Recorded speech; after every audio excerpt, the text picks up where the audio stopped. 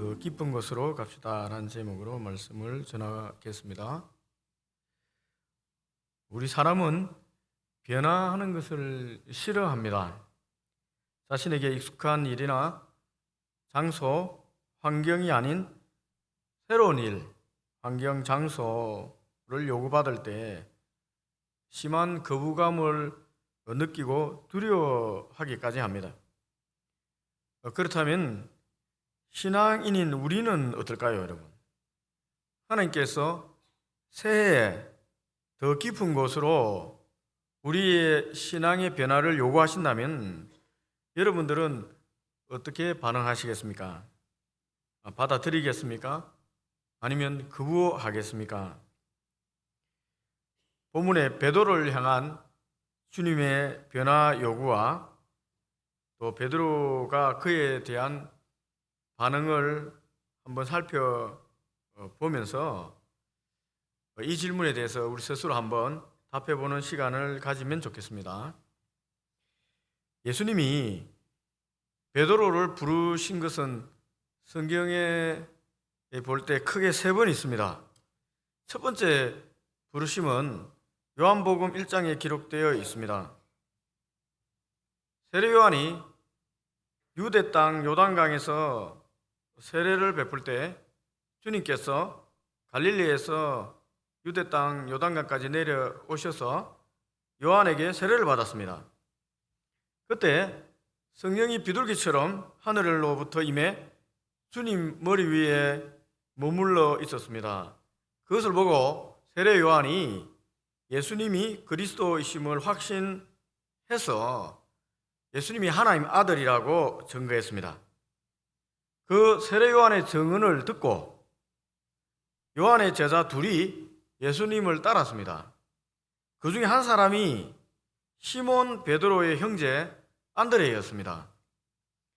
시몬의 동생 안드레가 자기 형제 시몬을 찾아가서 자신이 메시아를 만났다고 증거했습니다. 그리고 이 시몬 베드로를 예수님께 데려온 것입니다. 그때 예수님께서 베드로를 보고 제자로 불렀습니다. 요한복음 1장 42절 말씀입니다. 내가 요한의 아들 시몬이니 장차 개바라 하리라. 반석이 될 것이다 라고 부른 것입니다. 첫 번째 부름받은 장면입니다. 그때 세례 요한의 제자 중에 안드레, 시몬, 빌립, 나다니엘 그리고 이름이 나와 있지 않는 한 제자까지 5명이 최초의 예수님의 제자가 됐습니다. 주님은 이들을 데리고 갈릴리 가나 혼인잔치집에 가서 물을 포도주로 변화시켜 맛보는 기적도 보여주었습니다. 또 예루살렘 성전에 장사하는 자들 환전상을 쫓아내시며 내 아버지 집은 기도하는 집이라고 담대하게 선언하는 그 현장에도 함께하게 했습니다. 주님이 어디를 가든지 이들 데리고 다녔습니다. 주님과 함께 갈릴리로 올라가서 갈릴리의 복음전도 사명도 감당했습니다. 그런데 오늘 본문 누가복음 5장에 이 겟네사렛 호숫가에 이 베드로를 예수님께서 다시 부르고 있어요. 두 번째 부르고 있습니다. 오늘 읽은 누가복음 5장의 이 겟네사렛 호숫가의 장면은 정말 이상합니다. 시몬이 분명히 예수님을 잘 알고 있는데 오늘 본문 읽으면 최초의 장면에는 예수님 모른다고 하고 있습니다. 모른 체 하고 있습니다. 예수님 잘 알고 있는 것은 누가복음 4장에 보면은 분명히 알 수 있습니다. 누가복음 4장 38절 39절 말씀입니다. 예수께서 일어나 회당에서 나가사 시몬의 집에 들어가시니 시몬의 장모가 중한 열병을 앓고 있는지라 사람들이 그를 위하여 예수께 구하니 예수께서 가까이 서서 열병을 꾸짖으신데 병이 떠나고 여자가 곧 일어나 그들에게 수종드니라. 여러분, 이 정도면은 예수님과 시몬 베드로가 아주 친한 사이 아니겠습니까? 스스럼 없이 이 집에 신방 갈 수 있는 그런 성도들이 과연 몇 명 있겠습니까? 목회자가 스스럼 없이 집에 신방 가는 겁니다. 제자 중에 제자이니까 주님께서 회당에서 말씀 전하고 나가면서 야 시몬, 장모님이 열병이 심하게 걸려서 아프다고 하는데 우리 같이 가보세. 내가 고쳐주겠네 라고 말했을 겁니다. 시몬이 너무 좋아서 예 주님 빨리 가시죠. 저희 장모님 약을 먹어도 열이 떨어지지 않아요.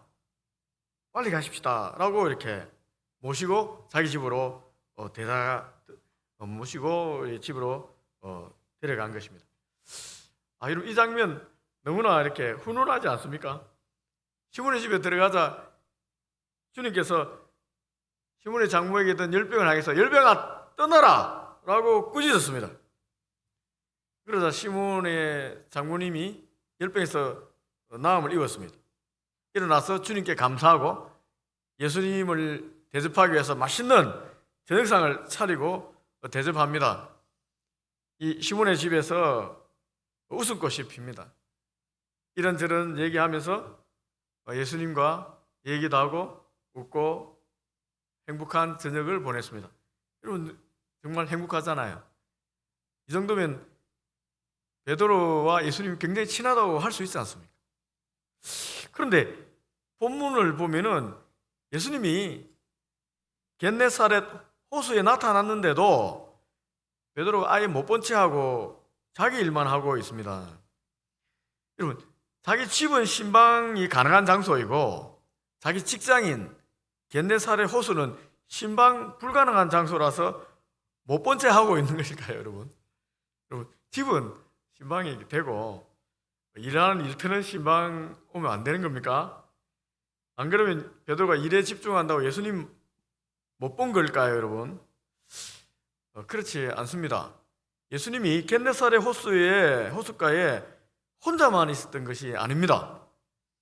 예수님 말씀 들으려고 수많은 무리들이 예수님에게 몰려와 둘러싸고 있었습니다. 당연히 사람들 소리로 시끄러웠을 것입니다.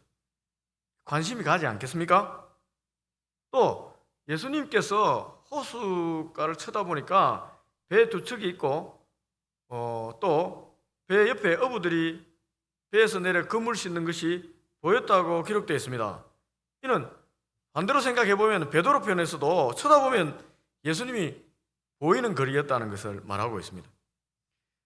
많은 무리들에 의해서 둘러싸여서 말씀을 전하는 모습, 이 베드로에게 너무나 익숙하지 않습니까? 베드로 자신도 얼마 전에 저 무리 속에 속해 있었습니다. 그런데 왜 지금 이 순간엔 물에서 떨어져 나와서 혼자 호숫가에 배를 대고 그물 씻고 있는 것일까요, 여러분? 여러분 우리가 직장 생활하면서 주님을 따릅니다. 그러니 당연히 직장에 가는 거 당연합니다. 이 어부가 고기 잡는 것 하나도 이상한 것 없습니다. 베드로 어부잖아요. 그런데 베드로가 예수님을 모른 채 하는 게 이상합니다. 직장에 예수님 찾아오니까 너무 부끄러워서 그런 걸까요? 그런데 어부인 거 다 알잖아요. 예수님 다 아는데 왜 부끄러워서 이렇게 모른 채 하는 것일까요? 아니면은 마음이 변한 것입니까? 무엇이 베드로의 마음을 이처럼 바꿔 놓은 것일까요, 여러분? 그 다음 장면을 보면 짐작할 수가 있습니다. 사람들이 너무 많이 예수님 조에 밀려 들어오자 예수님께서 사람들에게 밀려서 호숫가까지 밀려왔어요. 그리고 시몬의 배에 올라탔습니다. 그리고 시몬에게 배를 육지에 좀 띄워달라고 요청했습니다. 베드로는 얼떨결에 자신의 배에 타신 예수님 말씀대로 배를 육지에서 띄웠습니다. 꼼짝없이 배에서 주님의 말씀을 들어야 했습니다. 주님의 말씀을 듣고 있으니까 마음에 찔리고 믿음이 살아나기 시작했습니다. 그래도 베드로는 애써 모른 척하고 고개를 돌려서 먼 호수를 쳐다봤습니다. 그리고 언제 말씀을 마치나, 빨리 가셔야 할 텐데 생각하고 있는데 드디어 주님이 말씀을 마쳤습니다. 이제 빨리 내리시기만 하면 됩니다. 배를 호숫가로 이동시키기 위해서 노를 급히 저으려고 하는데 그 순간 주님이 시몬에게 먼저 말씀하셨어요. 다시 말씀하셨습니다. 4절입니다. 깊은 데로 가서 그물을 내려 고기를 잡아라. 이 말에서 베드로가 호수에서 그물 손질하면서 주님을 보고도 못 본 채 하는 이유를 알 수가 있습니다. 주님이 그 이유를 알고 있었던 거예요. 이 먹고 사는 문제 때문에 지금 베드로가 주님을 모른 채 하는 것입니다. 무엇을 먹을까? 무엇을 마실까? 무엇을 입을까? 어떻게 부모님을 봉양할까? 어떻게 내 처자식 먹여 살릴까? 하는 염려 때문에 주님 제자 노릇 그만하겠다고 결심한 것입니다. 그래서 호수로 신방온 주님을 보고도 못 본 채 했습니다. 주님이 자신의 배에 앉아 말씀을 전할 때도 양심이 찔렸지만 마음속으로 이렇게 생각했습니다. 주님 따른다고 먹을 것 생기는가? 돈이 생기는가? 내게는 모셔야 할 장모님이 있는데 우리 장모님은 자주 아프고 또 처자식이 있는데 아이들은 어리고 내가 물고기 잡아서 돈을 벌지 않으면은 이들을 먹여 살릴 수 없는데 주님만 따르면은 누가 이 생계 문제를 해결하겠는가? 주님 미안합니다. 저 그만 내버려 두면 좋겠습니다. 이렇게 생각하면서 주님 말씀 들으면서도 못 들은 채 한 것입니다. 그런데 여러분, 주님이 이 베드로의 마음을 깨뚫고 있었습니다. 그래서 굳이 두 배 중에 베드로의 배에 올라탄 거예요. 그리고 그에게 깊은 데로 가서 고기를 잡아라고 했습니다. 쳐다보니까 고기가 한 마리도 없는 거예요. 그래서 고기 잡아라. 깊은 데로 가서 네가 원하는 고기 한번 실컷 한번 잡아봐라 라고 한 것입니다. 이 말씀을 듣고 주님 말씀을 듣고 시몬이 잠시 고민에 빠졌습니다. 이 베드로는 호수에서 잔뼈가 굵은 어부입니다. 경험상 낮에는 깊은 곳에 고기가 없습니다. 그래서 낮에는 쉬고 밤에 고기를 잡는 것이 당연하게 생각했습니다. 밤에 고기 잡으려고 지금 그물을 손질하고 있는 것입니다. 그런데 다시 배 타고 나가서 깊은 곳에 그물을 던졌는데 고기가 없어 헛땅치면은 어떻게 되겠습니까? 이 피곤한 몸을 이끌고 다시 그물을 손질해야 됩니다. 한두 시간 손질해서 되는 것도 아닙니다. 시간이 오래 걸릴 수도 있습니다. 낮에는 쉬어야 저녁에 밤에 고기 잡을 수가 있는데 오늘 저녁일도 엉망이 될 수가 있습니다. 그렇게 되면은. 그래서 마음속으로 주님, 낮에는 깊은 곳에 물고기가 없어요.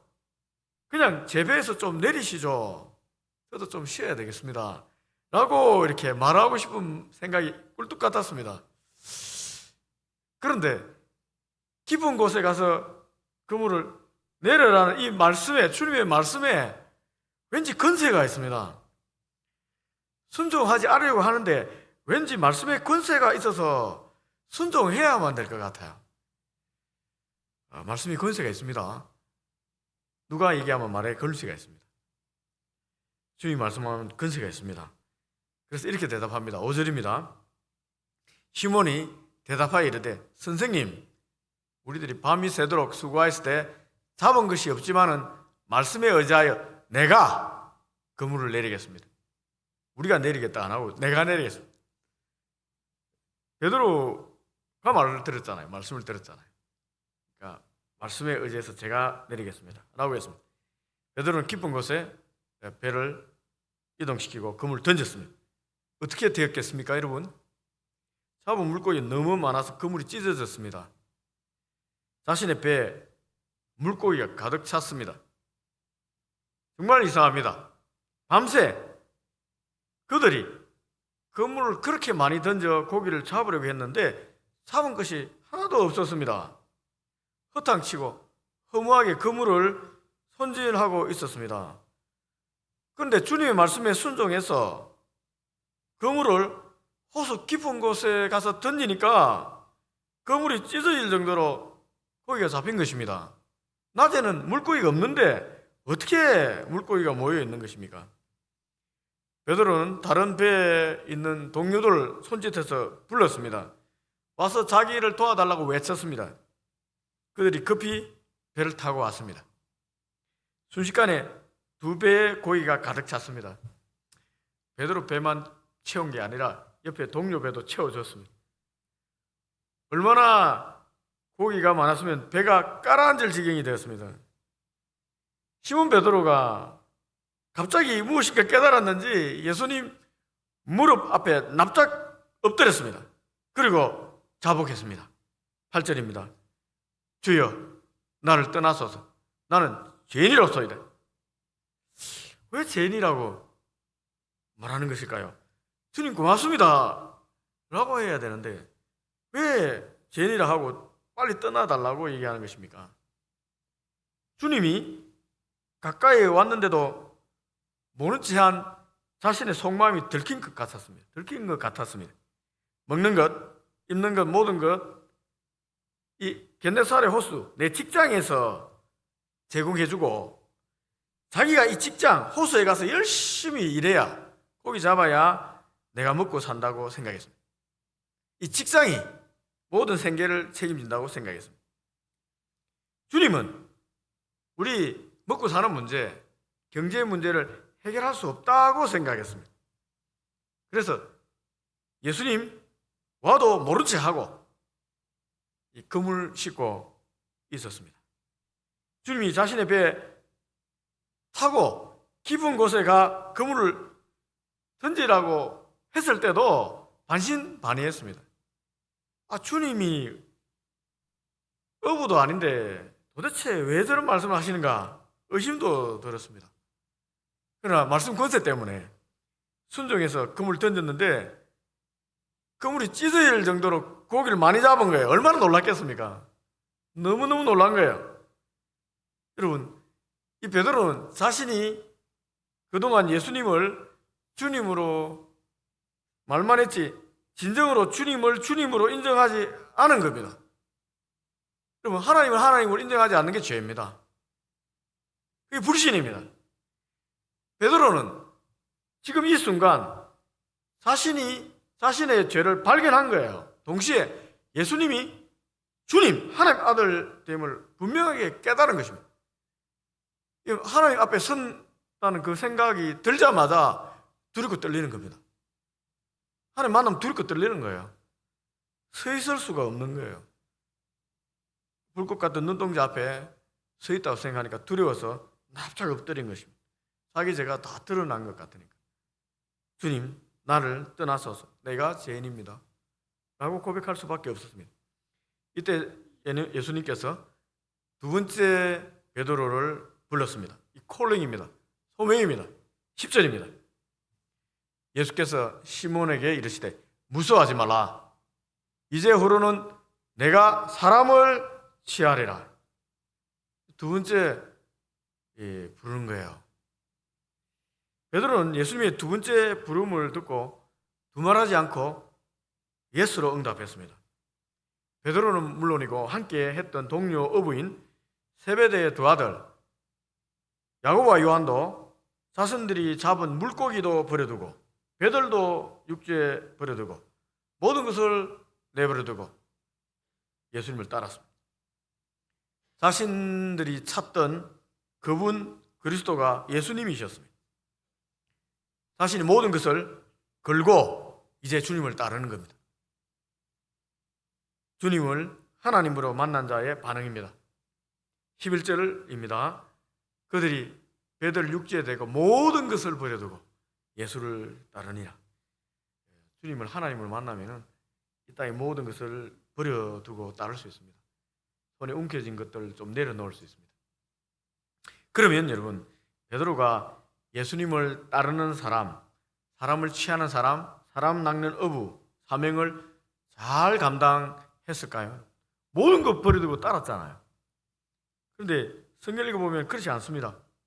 요한복음 21장에 보면은 베드로는 다시 갈릴리 호숫가에 와서 그물 들고 물고기 잡이하고 있습니다. 요한복음 21장 3절 말씀입니다.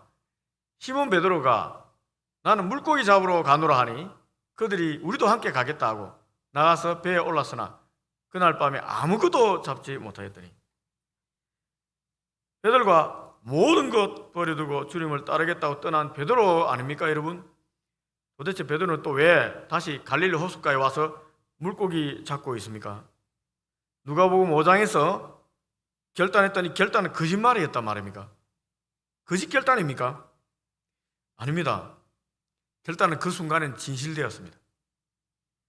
주님이 말씀하시는 사람을 취하는 방법이 주님이 가신 십자가를 따라가는 좁은 길이라는 사실을 몰랐을 뿐입니다. 그때는 사람을 취한다, 사람을 낚는 어부가 된다는 게 어떤 의미인지 몰랐어요. 주님이 십자가에 못 박힐 때 제자들은 그때서야 사람을 취하는 것이 십자가의 사랑을 감당하는 것임을 깨달은 것입니다. 베드로와 제자들은 예수님께서 사람들의 인정을 받아서 사람들 손으로 예루살렘에서 유대인의 왕으로 등극할 것이라고 생각했습니다. 따라서 이 예수님 따르는 추종자를 만드는 것, 이것이 사람 취하는 것이라고 생각했습니다. 내가 이제 리더가 돼서 예수님 따르는 추종자 이끌고 한 자리 하려니까 이렇게 사람 취하는 건 아니겠느냐, 이렇게 생각했습니다. 그래서 주님과 꼭 붙어 다니면서 주님을 위해서 목숨을 바치겠다고 큰 소리 쳤습니다. 다른 제자들은 모두 배신해도 자신은 배신하지 않겠습니다 라고 자신 있게 말했습니다. 주님이 그 살을 치룰 때 여러분, 우리도 한나라를 새로 세우는 인물이 영웅이 등장하여 그 살을 치룰 때 목숨을 걸지 않습니까? 나 한번 목숨 걸어보겠다, 나도 한번 이 기회에 한 자리 하겠다, 이런 마음으로 내 예수님 따라다니면 한 자리 하겠습니다, 목숨 걸겠습니다, 큰 소리 쳤습니다. 그런데 주님이 겟세마네에서 대제사장과 로마 군병에게 잡혀가는 거예요. 너무 무기력하게 잡혀가는 것입니다. 제자들은 놀라서 모두 도망쳐버렸습니다. 다 도망쳐버렸어요. 베드로는 그래도 큰 소리 친 게 있어서 도망치다가 돌아와서 대제사장 집 뜰에까지 들어왔습니다. 그래도 큰 소리 친 효과가 좀 있는지 따라왔습니다. 대제사장 어린 하녀가 베드로를 보고 이 사람도 나사렛 예수의 도당이라고 말하자 베드로가 깜짝 놀랐습니다. 그래서 주님을 모른다고 무의식적으로 3번이나 부인했습니다. 그리고 한 번은 저주하고 맹세하면서 예수님 모른다고 부인했습니다. 마태복음 26장 73절에서 75절 말씀입니다. 조금 후에 곁에 섰던 사람들이 나와 베드로에게 이르되 너도 진실로 그 도당이라 내 말소리가 너를 표명한다 하거늘 그가 저주하며 맹세하여 이르되 나는 그 사람을 알지 못하노라 하니 곧 닭이 울더라. 이에 베드로가 예수의 말씀에 닭 울기 전에 내가 3번 나를 부인하리라 하심이 생각나서 밖에 나가서 심히 통곡하니라. 베드로는 사명 감당에 실패했습니다. 목에 칼이 들어오는 순간에 죽음의 두려움이 그를 덮어버린 거예요. 십자가 앞에서 무너졌습니다. 그는 부활하신 주님을 보는 것도, 그 주님을 따른다고 말하는 것도 부끄러워졌습니다. 그래서 베드로는 갈릴리로 내려와서 물고기 잡는 업으로 돌아가 있었습니다. 그런데 마음은 딴 곳에 가 있어요. 마음은 주님에게 가 있습니다. 부활하신 주님에게 가 있습니다. 그런데 부끄럽고 미안해서 못 가는 거예요. 그러니 물고기 잡아도 제대로 잡히겠습니까? 누가복음 5장과 동일하게 빈배요 빈손입니다. 그때 부활하신 주님이 찾아온 것입니다. 그리고 제자들이 물고기 잡고 있지만 물고기가 한 마리도 없는 것을 보시고 요한복음 21장 6절과 같이 말씀하셨습니다. 그물을 배 오른편에 던져라. 그래야 잡히리라. 주님의 말씀에 순종하자 물고기가 많아 그물이 찢어지려고 했습니다. 누가복음 5장과 동일한 일이 벌어졌습니다. 베드로는 부활하신 주님인 것을 알고 겸손하게 주님 곁에 섰습니다. 주님은 잡은 생선을 불에 구워 제자들과 함께 나누어 먹었습니다. 그 후에 베드로에게 물었습니다. 우리 주님이 얼마나 인격적입니까? 먹인 다음에 긴장을 풀게 한 다음에 대답하게 하시는 거예요. 우리는 뭘 할 때는 아주 겁주고 뭘 하는데 우리 주님은 다 풀어놓고 뭘 합니다. 굉장히 인격적인 예수님입니다. 요한복음 21장 15절입니다. 요한의 아들 시몬아, 내가 이 사람들보다 나를 더 사랑하느냐? 그때 큰 소리 쳤잖아요. 이 사람들 다 배신하더라도 나는 배신하지 않겠습니다. 내가 주님을 더 사랑하니까. 이렇게 큰 소리 쳤잖아요. 그러니까 다시 묻는 거 똑같이 묻습니다. 비교형을 쓰잖아요. 요한의 아들 시몬아, 네가 이 제자들보다 나를 더 사랑하느냐? 하고 물어본 것입니다. 한 번만 물어본 것이 아니라 세 번이나 물어보셨어요. 21장 16절입니다. 또 두 번째 이르시되 요한의 아들 시몬아, 내가 나를 사랑하느냐? 세 번째도 물어보십니다. 16장 17절 17절입니다. 21절. 세 번째 이르시되 요한의 아들 시몬아, 내가 나를 사랑하느냐? 세 번이나 똑같이 물어보는 거예요. 왜 세 번 똑같이 물어보겠습니까? 세 번 배신했잖아요. 세 번. 베드로는 주님을 사랑합니다, 진짜. 그런데 사랑한다고 답을 못합니다. 왜? 배신해봤잖아요. 한 번도 아니고 세 번이나 주님 모른다고 한 번 저주하고 맹세까지 하면서 배신했잖아요. 자기가 사랑한다고 하지만 사랑하는 것을 지킬 수가 없는 거잖아요. 자기 스스로 생각해 볼 때 이 큰 소리 쳤지만 아무것도 지키지 못한 거예요. 그래서 이제 겸손해졌습니다. 그래서 차마 사랑한다는 얘기도 못하고, 그래서 그는 자신이 주님을 사랑하시는 줄 주님이 아십니다라고 대답했습니다. 주님께서 알아서 생각하세요 라고 얘기한 겁니다. 여러분, 세 분 다 그렇게 대답했습니다. 내가 사랑하는 줄 주님이 아십니다. 아마 울었을 것 같아요. 저는 이 세 번의 대답을 듣고 나서 세 번째로 그를 불렀습니다. 세 번째 콜링입니다. 세 번째 부른 거예요. 요한복음 21장 15절입니다. 내 어린 양을 먹이라. 내 양을 치라. 내 양을 먹이라. 세 번 여러분 똑같이 내 양을 치라고 사명을 주십니다. 회복시키면서 다시 부르는 거예요. 주님의 부르심은 우리가 주님이 가신 십자가의 길을 따라서 주님의 양을 위하여 십자가의 사랑을 하라는 요구입니다. 우리도 주님 따라서 주님께 받은 이 십자가의 사랑, 용서의 사랑, 이 모든 사랑을 주님이 택한 양을 위해서 베풀러 하는 거예요. 이게 주님이 우리를 부른 이 목적이고 사명입니다. 베드로에게 그 십자가를 지라고 구체적으로 요구하셨습니다. 21장 18절입니다. 내가 진실로 내게 이르노니 내가 젊어서는 스스로 띠뛰고 원하는 곳으로 다녔거니와 늙어서는 내 팔을 벌리리니 남이 내게 띠띠우고 원하지 않은 곳으로 데려가리라. 네가 십자가의 사명을 감당하게 될 것이다. 이제 네 뜻대로 사는 게 아니라 주님의 이끄는 대로 살아가는 그런 인생이 될 것이라고 얘기한 것입니다. 베드로는 주님의 세 번째 부르심을 따라서 십자가의 길을 갔습니다. 신앙의 깊은 곳으로 나아갔습니다. 그리고 십자가의 사랑을 감당했습니다. 그는 주님 따라 순교했습니다. 말씀을 맺습니다.